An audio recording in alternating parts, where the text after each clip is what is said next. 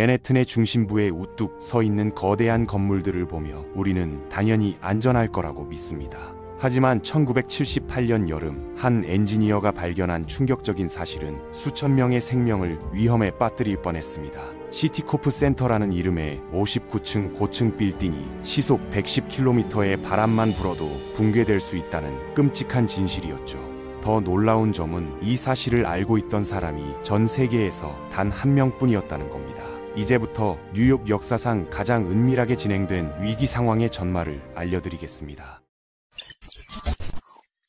시티코프 센터 개장 1년 후인 1978년 여름 구조 엔지니어 빌 르메슈리에는 자신이 설계한 최첨단 마첨루에서 치명적인 결함을 발견했습니다. 이 건물은 공학적 기적이라 불렸지만 실제로는 시한폭탄이었던 겁니다. 만약 강한 바람이 몰아친다면 건물 전체가 무너져 내릴 수 있었고 그 여파로 수천 명이 목숨을 잃을 수도 있었습니다. 주변 20만 명이 넘는 사람들이 거주하고 일하는 지역에서 말이죠. 르메슈리에는 극도로 어려운 선택에 직면했습니다. 침묵을 지키며 최선의 결과만을 바랄 수도 있었고 아니면 문제를 해결하려다 자신의 경력과 명성을 완전히 망칠 수도 있었습니다. 그런데 계산 결과 시티코프 센터가 세기 말까지 완전히 붕괴될 확률은 거의 100%에 가까웠습니다. 과연 그는 어떻게 뉴욕을 거의 확실한 재앙으로부터 구해낼 수 있었을까요? 이런 위험천만한 상황이 처음부터 어떻게 허용되었는지 의문이 드실 텐데요. 1960년대 금융대기업 시티코프는 맨해튼에 새로운 본사 건물을 지으려 했습니다. 그래서 기존 본사에서 조금 떨어진 곳에 도시 블록 전체가 매물로 나왔을 때 관심을 보였죠.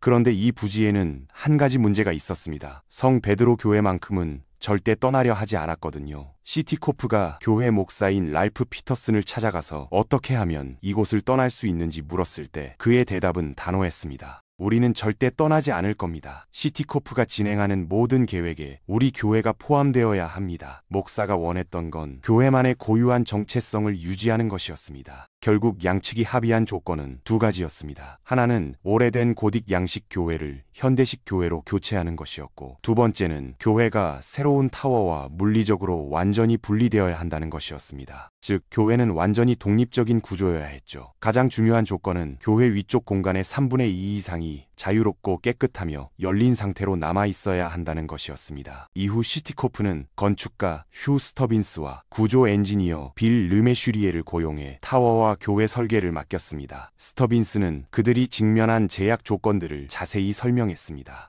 교회는 정확히 같은 위치에 있어야 했고 그 주변에 타워를 건설해야 했죠. 바닥 면적을 최대한 활용하려면 교회 때문에 타워의 한 모서리를 잘라내야 할 것 같다고 했습니다.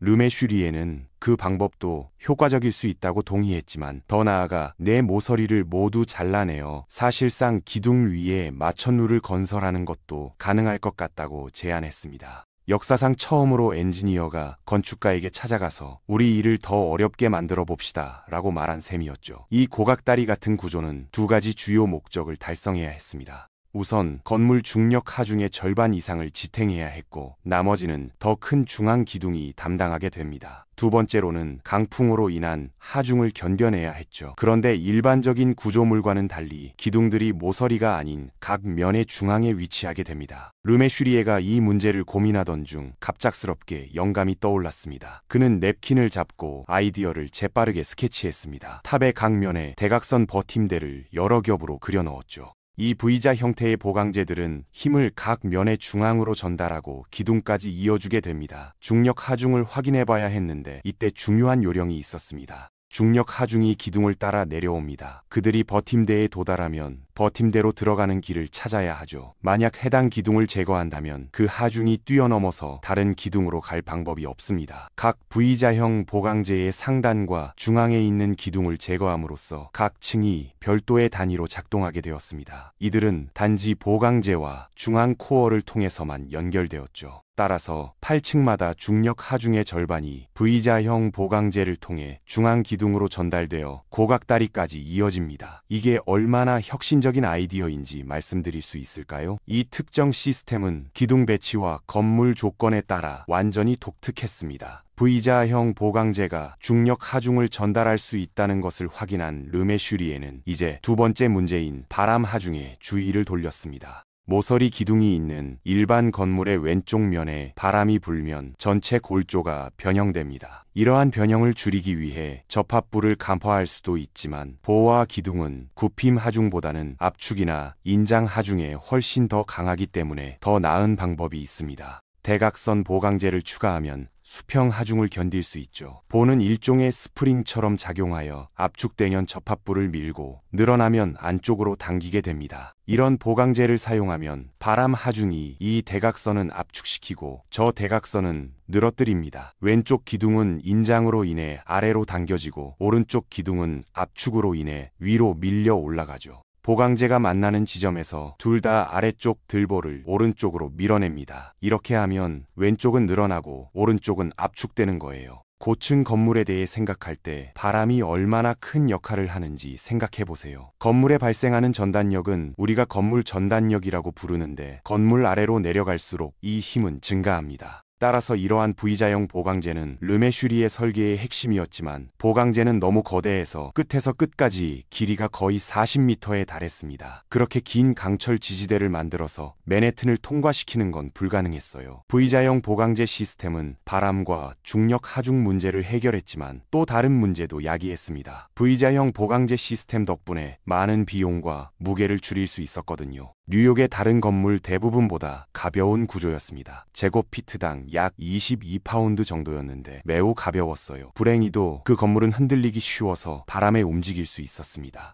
반드시 구조적인 문제는 아니었지만 거주자들에게 불편함을 줄 수 있었죠. 이 문제를 해결하는 방법은 구조용 강철을 더 추가하여 훨씬 더 단단하게 만드는 것이었습니다. 하지만 르메슈리에가 내놓은 해결책은 훨씬 더 우아했습니다. 그는 다리, 전선, 선박에서는 정기적으로 사용되었지만 건물에서는 한 번도 사용된 적이 없는 기술을 도입했습니다. 바로 조정질량 감색이었죠. 이 시스템이 작동하는 방식을 설명해 보겠습니다. 건물이 흔들리면 운동 에너지 일부가 진자로 전달되고 진자는 흔들리기 시작하죠. 그러면 에너지의 일부가 힌지의 마찰을 통해 솟아냅니다. 진자와 건물은 서로 위상이 맞지 않게 진동합니다. 따라서 건물이 진자를 다른 방향으로 당길 때마다 더 많은 에너지가 손실되고 이로 인해 타워의 흔들림이 상당히 약해져요. 하지만 이 시스템은 건물 자체와 동일한 주파수와 적절한 양의 마찰을 갖도록 신중하게 조정해야 합니다. 효과적이려면 먼저 질량이 건물 무게의 최소 1에서 5%가 되어야 해요.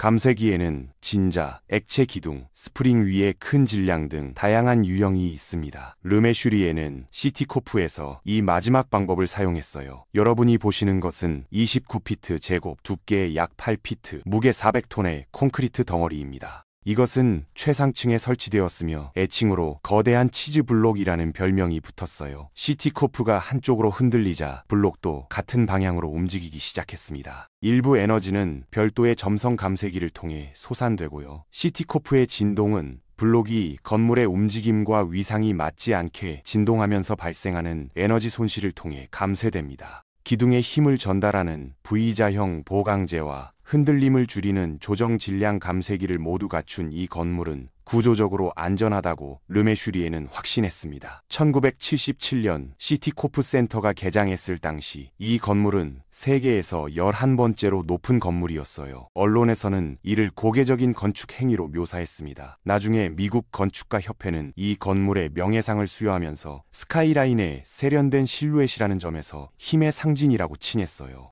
문제의 첫 징후는 1978년 5월에 나타났어요. 르메슈리에는 다른 고객과 비슷한 V자형 보강재 용접에 관해 이야기를 나누고 있었습니다. 건축가와 철강 제작자는 그 용접 버티대는 어떻게 된 건가요? 라고 물었습니다. 그래서 그는 뉴욕에 있는 자신의 사무실에 전화를 걸었고 그들은 빌, 몰랐어요? 우리가 그 연결부를 볼트로 고정했어요. 라고 말했습니다. 계약자는 용접 대신 볼트로 보강재를 부착하면 25만 달러를 절약할 수 있다고 제안했거든요. 볼트가 용접보다 본질적으로 나쁘거나 좋다는 말은 아니에요. 다양한 상황과 이유로 둘 다 사용하지만 이런 도전적이고 독특한 고층 빌딩의 연결이 한 방향으로 되어 있다고 생각했는데 사실은 다른 방향으로 되어 있다는 걸 알게 되어 조금 놀랐다고 하더군요. 르메슈리에는 그의 팀이 올바른 계산을 했다고 믿었고 교체는 훌륭하고 논리적이며 심지어 적절했다고 생각했습니다. 그런데 한 달쯤 후에 르메슈리에는 시티코프 센터에 관해 몇 가지 가지 질문을 하려는 학생으로부터 전화를 받았어요.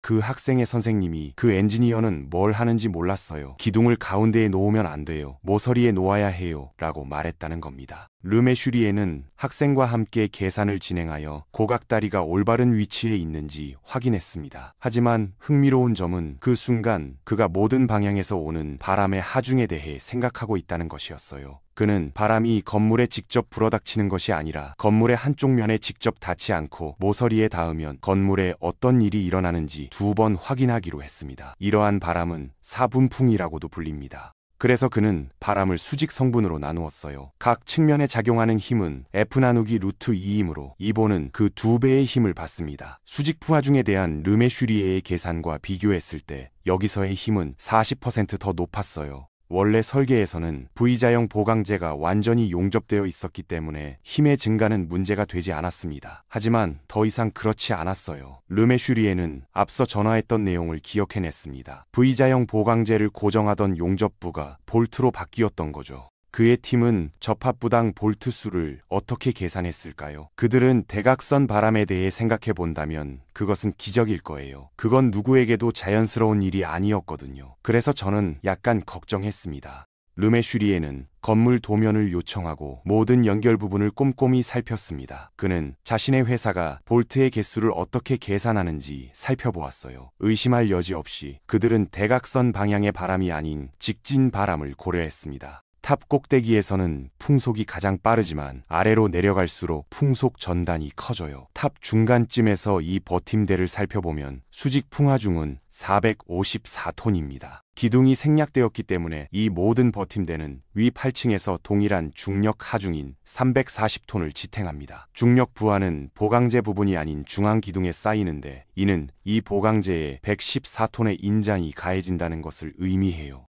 원래 계산에 따르면 볼트 4개만 있으면 충분했어요. 그래서 그게 그들이 사용한 전부였습니다. 하지만 4분면 바람을 추가하자 르메슈리에의 계산에 따르면 훨씬 더 많은 볼트가 필요한 보강재가 몇몇 있었습니다. 4분면 바람으로 인한 40% 증가는 이 보강재의 풍하중이 635톤이라는 것을 의미합니다. 보강재의 인장은 이제 원래 계산치의 2배가 넘는 295톤이 되죠. 따라서 이 보강재에는 실제로 4개가 아닌 약 10개의 볼트가 필요합니다. 하지만 나중에 그들이 다른 일을 했다는 것이 밝혀졌어요. 르메슈리에의 회사는 보강재를 사소한 구조적 요소로 간주했습니다. 그들은 볼트의 개수를 계산하는데 올바른 안전 계수를 사용하지 않았어요. 중력 하중이 75%에 불과할 때 빔의 인장은 이제 380톤이 됩니다. 그래서 실제로는 볼트 14개가 필요했지만 그들은 4개만 사용했어요. 이게 정말 큰 위기에 처해 있다고 생각했습니다. 르메슈리에는 당황하기 시작했어요. 그는 성급하게 결론을 내리고 싶지 않았기 때문에 캐나다로 날아가 경계층 풍동에서 앨런 데이븐포트와 함께 자신의 계산을 확인했습니다. 더 많은 테스트를 거친 후 그들은 르메슈리에가 생각했던 것보다 상황이 더 심각하다는 것을 발견했어요. 추산된 스트레스가 40% 증가했다는 것은 기술적으로는 정확하지만 르메슈리에는 건물이 움직이지 않는다는 가정하에 계산을 내렸거든요.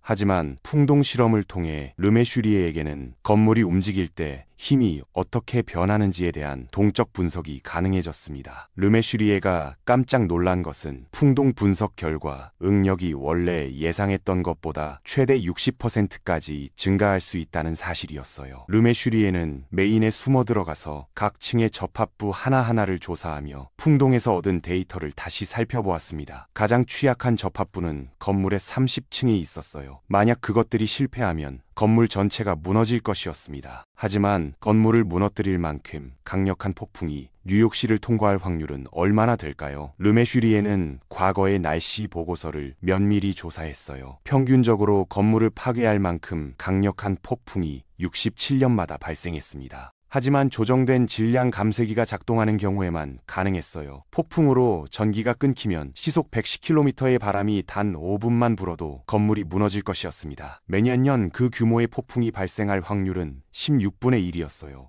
시티코프가 완공되기 딱 1년 전 허리케인 벨이 뉴욕시를 통과하면서 시속 110km의 돌풍이 몰아쳤습니다. 르메슈리에가 이런 계산을 실행했을 때의 그 순간이 어땠을 것 같나요? 정말 충격적이었을 거예요. 르메슈리에는 결정을 내려야 했고 빨리 결정해야 했어요. 하지만 이런 실수를 폭로하면 소송, 파산, 직업적 파탄으로 이어질 수 있었습니다. 그는 침묵을 지킬 수도 있었고 데이븐 포트만 알고 있을 뿐 아무것도 밝히지 않을 수도 있었어요. 하지만 바로 그 가을에 붕괴될 확률은 16분의 1이었어요. 수천 명의 생명이 위험에 처해 있는 상황에서는 행동하는 것 외에 다른 선택의 여지가 없었습니다.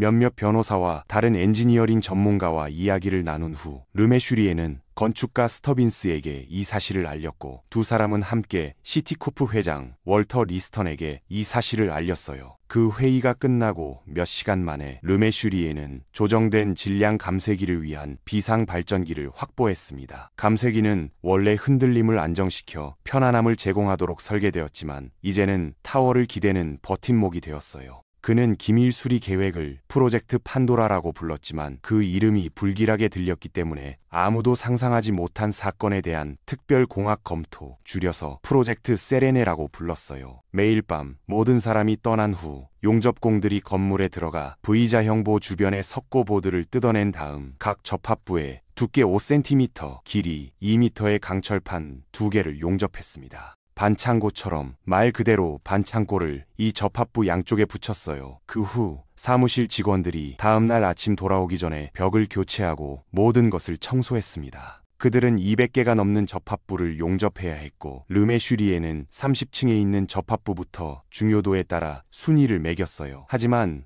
허리케인 시즌이 오기 전에는 수리가 완료되지 않았습니다. 그래서 시티코프는 적십 자사와 협력하여 10개 블록 대피 계획을 개발했어요. 위험에도 불구하고 그들은 대중이나 건물 내 사무실 직원들에게조차 말하지 않기로 결정했습니다. 누구도 대규모 공황을 원하지 않았거든요. 그 대신 그들은 중요한 구조적 부재에 변형률 게이지를 장착했어요. 이 계측기는 8블록 떨어진 통신센터에서 고층 빌딩의 모든 구분과 회전을 모니터링했습니다. 8월 8일 시티코프는 수리에 대한 성명을 발표했습니다. 여러 신문에서 이에 대해 보도했지만 자세한 내용은 전하지 않았어요. 그러자 르메슈리에가 메시지를 받았습니다. 뉴욕타임즈가 그에게 연락하려고 했거든요. 저는 뉴욕타임즈에 전화를 걸었습니다. 녹음기에서 뉴욕타임즈가 오후 6시부터 파업에 돌입했다는 내용이 나왔어요. 뉴욕타임즈가 파업을 벌였을 뿐만 아니라 뉴욕의 모든 신문사가 10월까지 파업을 벌였습니다. 그래서 우리는 언론의 보도를 봉쇄했는데 그게 역사상 가장 위대한 일이었어요. 언론에 관심도 없었고 날씨도 좋았습니다.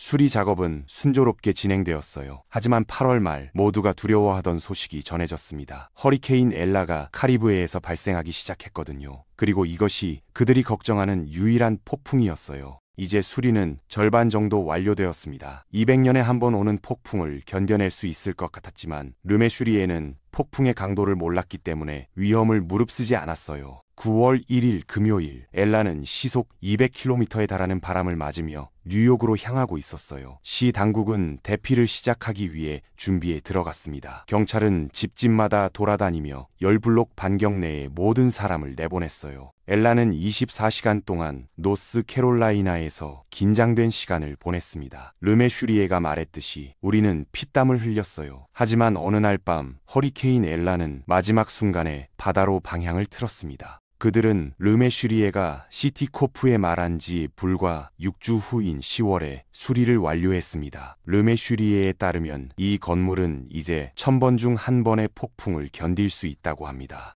수리 비용은 400만에서 500만 달러였지만 르메슈리에는 시티코프가 기존 건물 설계를 승인했기 때문에 어쨌든 마천루에 그만큼의 비용을 지출할 의향이 있었다고 주장했어요. 거의 20년 동안 그 비밀은 작은 내부 집단에만 국한되었습니다. 하지만 1995년에 뉴요커가 마침내 세레네 프로젝트를 세상에 알렸어요. 르메슈리에는 비난을 받기는커녕 자신의 실수를 인정하고 가능한 한 빨리 문제를 해결한 점에서 칭찬을 받았습니다. 이 기사가 나온 후 뉴욕은 건축법을 개정해 풍력 계산을 4분의 1로 줄였어요. 그리고 시티코프에서 첫 번째 감쇄기가 나온 이후 조정 질량 감쇄기는 전 세계로 퍼졌습니다. 건축가들이 고층 빌딩을 더 높고 얇게 만들 수 있게 되었죠. 이 건물은 기계의 도움을 받아 구조물을 작동시킨 세계 최초의 고층 건물입니다. 정말 놀라운 일이에요. 세계에서 가장 높은 건물 20개 중 6개에는 조정 질량 감쇄기가 포함되어 있으며 태풍이나 지진이 잦은 지역에서는 특히 중요해요. 예를 들어 타이베이 101에는 건물을 안정시키는 660톤의 거대한 진자가 있습니다. 최대 시속 200km의 바람과 규모 6.8 이상의 지진에도 견딜 수 있어요. 하지만 이 건물의 유산은 여전히 논란에 휩싸여 있습니다.